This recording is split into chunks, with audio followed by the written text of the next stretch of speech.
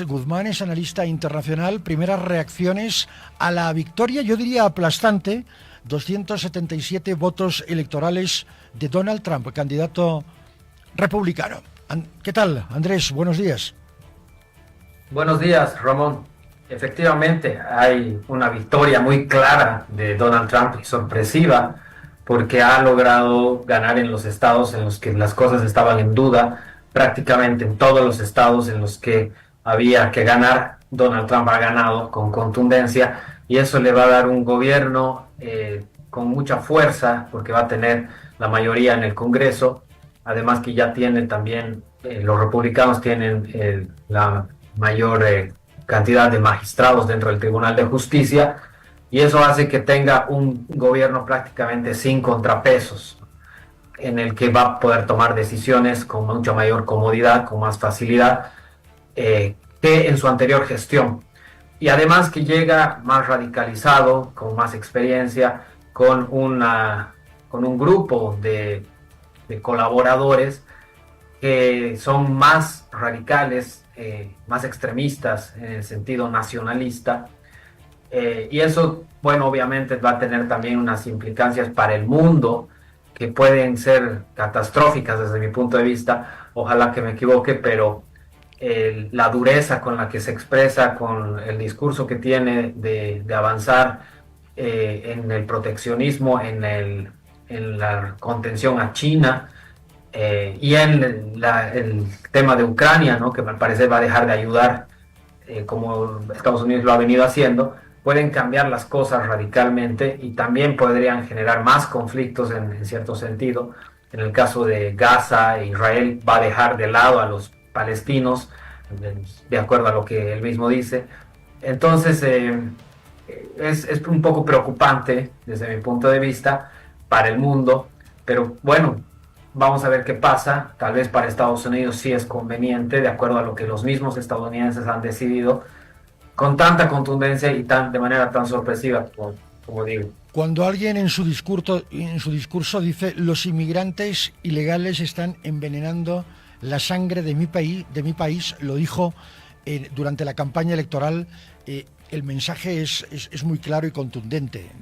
No hay dónde perderse.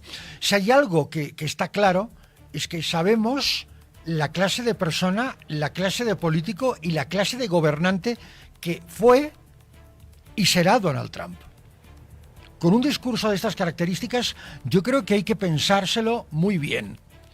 Y es muy interesante porque el voto latino, fundamentalmente inmigrante, es el que le ha dado la victoria a Donald Trump. Es una gran paradoja en estos momentos que debería ser esta paradoja debería ser sujeta a un análisis mucho más profunda, ¿no?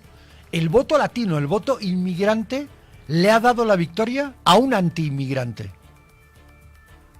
Exactamente. Eso también es algo que sorprende por todo lo que ha sido la campaña, pero también se puede entender desde el punto de vista del miedo que ha metido Trump a la campaña de Harris, ¿no? En cuanto a lo que va a ser, de lo que significa incluso para los latinos, y eso parece que ha sido bastante efectivo, como también fue el manejo de las redes sociales durante su primera campaña, durante la primera vez que ganó. Igualmente, a través del miedo, de las noticias falsas, de la propaganda negra en contra de su adversario, logró igualmente ahora la victoria, ¿no? Y tenemos que recordar que también en esa ocasión era otra mujer, Hillary Clinton, ahora era Kamala Harris, aprovechando un poco el machismo también, ¿no? Que hay en la sociedad latina que vive en Estados Unidos. Entonces, esas cosas me parece que son las que explican un poco, pero definitivamente es difícil de entender, dado además la última etapa de la campaña, cuando hubo ataques desde el trumpismo hacia Puerto Rico, ¿no? Dijeron que era una isla de basura flotante, y eso parecía afectarle o parecía ser un elemento que iba a mermar la fuerza de Trump, pero al parecer no fue nada, no afectó, y a Trump parece no afectarle nada ni siquiera los juicios que tienen en su contra, la toma del Capitolio entre ellos, que deberían haber mermado un poco el apoyo, pero no, Trump sale victorioso y de manera contundente. Es muy interesante como en un mundo globalizado, donde debería haber un debate, debería existir un debate de ideas, todo se resume en un debate de consignas y de tweets. Todo se debate en las redes sociales. Y siquiera tuviéramos un producto intelectualmente potable a partir del debate en redes sociales, uno podría decir, ok, estamos trasladando el debate de los asuntos públicos que son de interés de dominio público para esa opinión pública informada, que es la que luego construye democracia, la hemos trasladado a las redes. Pero las redes se han convertido en el caldo de cultivo de algo que ha derivado en el tremendo ascenso a la presidencia de Donald Trump, en una victoria aplastante frente a Kamala Harris. Y yo creo que ahí tiene mucho que ver la presencia, por ejemplo, de Elon Musk, que hoy ha dicho, a primeras horas de la jornada de hoy, ha dicho que estamos yendo hacia una nueva dimensión, hacia un mundo completamente diferente. ¿Será que esa es la deriva de la política internacional, esta sociedad entre un político extremadamente radical y populista como Donald Trump y un empresario ya no emergente sino consolidado? Sí, sí, efectivamente lo veo así. Me parece que las redes sociales hacen que el voto tienda a ser más extremo, ¿no? En el sentido de que antes, cuando no habían las redes, el discurso y todo el manejo del mediático de la política estaba más concentrado en los medios de comunicación, que tendían a mantener las cosas más en el centro, ¿no? Centro izquierda, centro derecha, y porque eran los que definían qué era lo que se debatía. Pero ahora, como cualquiera puede emitir su opinión, entonces las cosas se han tendido a extremizarse, a llegar más a los lados de la extrema derecha y la extrema izquierda, porque eso es lo que mejor cala, ¿no? Eso es lo que más apoyo tiene cuando hay un discurso encendido, agresivo y extremista. Tiene más fuerza que un discurso moderado que trata más bien de ser ecuánime. Y eso es lo que Donald Trump representa, ¿no? Porque el hecho también de que las redes sociales y los algoritmos hagan que la gente reciba solo lo que le gusta ver, le gusta escuchar y no lo que no le gusta, entonces el algoritmo te encierra en un microcosmos donde tú solo vas a ver lo que quieres escuchar y fomentarte lo que quieres oír, ¿no? No te van a salir noticias del otro lado. Y eso hace que sucedan estas cosas, ¿no? Entonces es lamentable, pero bueno, así está el mundo. Esa burbuja a la que usted se refiere, Andrés, es una especie claro, es como un microclima. Imaginémonos un invernadero, ¿verdad? Como un microclima donde se desarrolla un espíritu acrítico, es decir, sin crítica. O estás conmigo o estás contra mí. Es decir, las redes todavía han acentuado mucho más el maniqueísmo. O es Trump, que es bueno para los republicanos, o para, digamos, la derecha, porque la extrema derecha internacional, empezando por Bolsonaro y terminando por Santiago Abascal de Vox en España, han aplaudido en pie la victoria de Trump, por un lado, y la señora Meloni en Italia. Y por otro lado, si estás con Harris, eres de izquierda, eres progresista, en fin, eres pro aborto, antivida. Entonces, claro, tú ya empiezas a polarizar. Y es muy fácil hacer discurso ahí. Reduces el debate a un boqueo, ¿no? Es decir, tú me dices, yo te digo, tú me dices, yo te digo, pero no creas pensamiento. Yo creo que este es el gran problema. Estados Unidos va a estar gobernado por un hombre que no tiene pensamiento. No tiene un pensamiento crítico. Es conmigo o contra mí. Es amigo o enemigo. Pero no va a generar pensamiento. No pensemos que puede llegar a ser un John Fitzgerald Kennedy con sus matices, o un Roosevelt, ni siquiera un Obama, ni siquiera Bush. En sus momentos más delicados, George Bush hijo era tan radical, fue tan radical en el discurso como Donald Trump.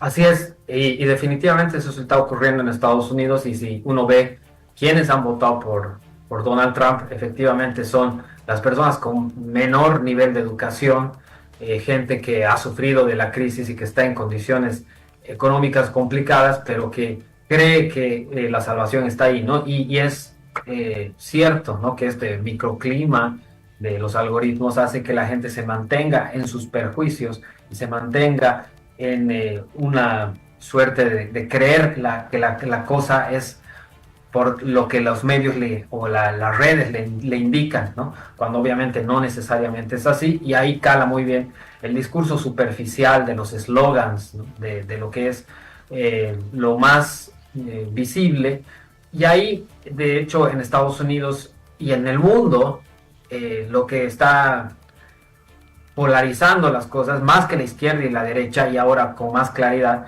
es el nacionalismo por un lado de Donald Trump y el globalismo de los demócratas y de los que en cierta manera también representan a la izquierda, que tienden a ser más, con una visión más integral de todo el mundo, mientras que Donald Trump solo ve los intereses de su país, ¿no?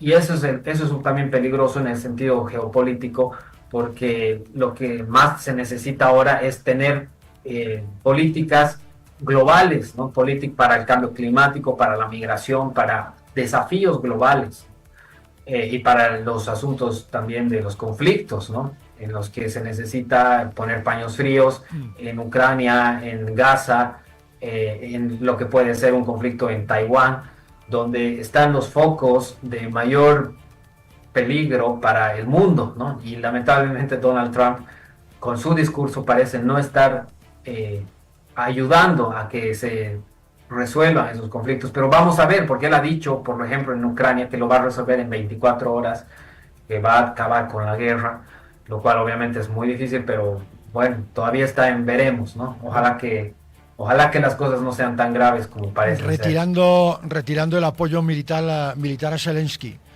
el apoyo militar estadounidense a Zelensky, y apartándose y divorciándose totalmente de la OTAN, que ya en su primer mandato Donald Trump lo dijo: nosotros no necesitamos a la OTAN, a la Organización del Tratado del Atlántico Norte. Somos el país que más aporta a la NATO, a la OTAN, pero no sentimos que eso sea retroalimentado, que la OTAN nos aporte algo a nosotros. Por lo tanto, no necesitamos a la OTAN. Y evidentemente el conflicto entre Rusia y Ucrania tiene una marcada presencia occidental de la OTAN. Si tú de esa ecuación, en esa guerra, eliminas a Estados Unidos, entonces la OTAN va a quedar un poquito coja y la posición de Ucrania va a ser otra, definitivamente otra. Se refuerza Rusia con un apoyo velado de los Estados Unidos al no apoyar abiertamente a la OTAN, y encierras a Zelensky y a la posición ucraniana muchísimo más. Correcto. Bueno, es soltarle la mano a Ucrania, es Sí. dejarla a su suerte frente al lobo que es Rusia. Entonces eso va a ser, si es que sucede, una derrota para Occidente, ¿no? Y Donald Trump parece no entender el aspecto geopolítico tan importante que tiene que ver con la contención de Rusia, ¿no? Rusia es un estado imperialista que va a avanzar hasta donde le dejen avanzar, ¿no? Y eso obviamente Estados Unidos debería tenerlo en cuenta, porque no le conviene, porque no es una manera de llevar adelante el equilibrio de poder, que es lo que decía Kissinger, ¿no? No dejar que China y Rusia se empoderen y se unan en contra de nosotros, ¿no? Y es lo que prácticamente están consiguiendo, no solo ahora Trump, sino que ya lo ha venido haciendo Biden, y antes Obama, y antes también el mismo Trump, que no ha impedido que Rusia y China se unan y que Exacto. se configuren en un peligro para Occidente, ¿no? Entonces, sí, esos adelante. son elementos también importantes, y desde el punto de vista de Bolivia hay que tenerlos en cuenta, porque se puede desatar una tercera guerra mundial, y de qué lado vamos a estar, ¿no? ¿Cómo va a ser, qué posición vamos a tener ahí no creo que sea lo más conveniente estar aliados del bloque que está más lejos y estar en contra de los que están justamente en nuestro continente. Yo no sería tan apocalíptico, lo de la Tercera Guerra Mundial yo lo veo bastante poco probable, pero sí veo una guerra comercial muy abierta, muy manifiesta entre Estados Unidos y China. Trump ha anunciado durante toda la campaña que aumentará un 60% del precio de los aranceles a los productos de importación chino. Es decir, 60% es altísimo. Eso prácticamente te elimina de cualquier posible relación comercial con el Extremo Oriente. Es muy alto el arancel. Esto es uno de los resultados de la guerra comercial con China, ¿no? Que ya data de hace por lo menos unos 30 años. Bueno, la guerra comercial, así como lo estamos viendo, comienza justamente con Donald Trump en 2017, ¿no? Antes de eso había una interdependencia, había un comercio muy fluido, donde Estados Unidos era el principal socio comercial de China y China el de Estados Unidos, ¿no? Ahora eso ha caído bastante porque Joe Biden ha continuado esta guerra comercial y tecnológica, porque también el punto de vista o el tema tecnológico es parte de esta guerra.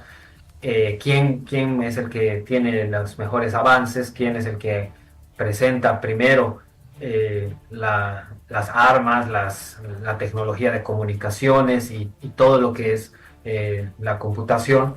Ahí también hay una guerra muy clara, ¿no? Y sobre todo en los microchips.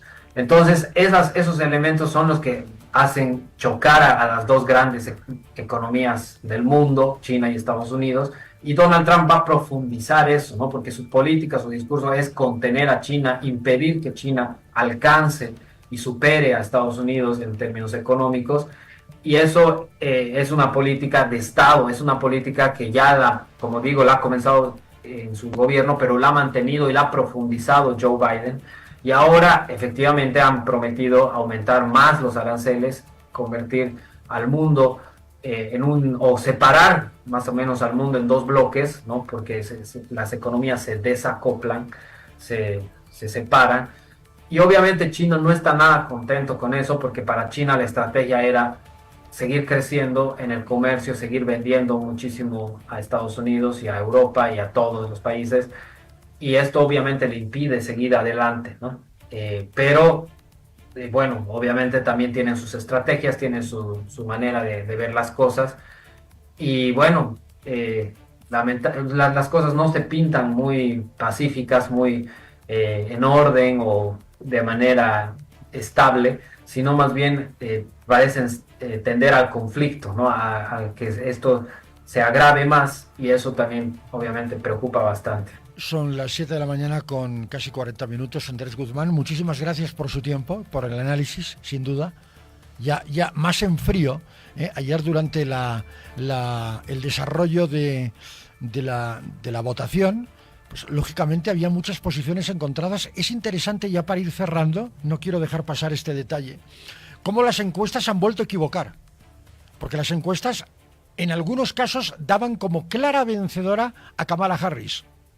Y por otro lado, se hablaba de un empate técnico que se iba a dilucidar en los próximos días. Al final no ha sido así. Es decir, una vez más, la ciencia de la demoscopía, ese tomarle el pulso numérico con guarismos a la percepción social en Estados Unidos se ha vuelto a equivocar. Es cierto, es cierto. De hecho, los grandes perdedores son las encuestadoras, definitivamente, ¿no? Porque efectivamente, como bien dices, se hablaba de un resultado muy ajustado, una campaña, una elección en la que la diferencia iba a ser mínima y que el conteo de votos iba a durar varios días, que no íbamos a saber quién iba a ganar, sino hasta varios días después, ¿no? Es decir, todavía no tendríamos que saber, pero ya hoy, ya a esta hora, es seguro que Donald Trump ha ganado, y de lejos, ¿no? Entonces, efectivamente se han equivocado las encuestadoras, y en Estados Unidos nada menos, ¿no? Donde hay obviamente un avance importante en la tecnología de las encuestadoras, y eso nos hace ver que más aún en nuestros países podemos desconfiar, y nada está dicho, ¿no? Hasta el último momento, porque también juegan algunos factores subjetivos ahí, ¿no? El miedo que tiene la gente de decir la verdad el momento de ser encuestado, sobre todo los de que iban a votar por Trump, por vergüenza, por decir que iban a votar por Trump, no lo hacían y así obviamente se engaña al sistema y no hace una proyección correcta de lo que realmente iba a pasar. Ahora, claramente esto vuelve a ocurrir, ya son muchas veces, pero también hasta qué punto tiene influencia otras variables que han podido incidir, porque anoche el FBI denunciaba la injerencia de Rusia Sí. en la campaña, que estaría volcando las cosas hacia el lado de Trump. Y al final no sé en qué quedó eso, ¿no? Porque si es verdad, obviamente también habría un elemento de fraude o bueno, no sabemos hasta qué punto, pero el hecho es que, bueno, hoy día Trump es el claro ganador y las encuestadoras se han equivocado olímpicamente. Ahora sí, Andrés, que tenga muy buenos días, muy amable. Gracias, Ramón, muy buenos días.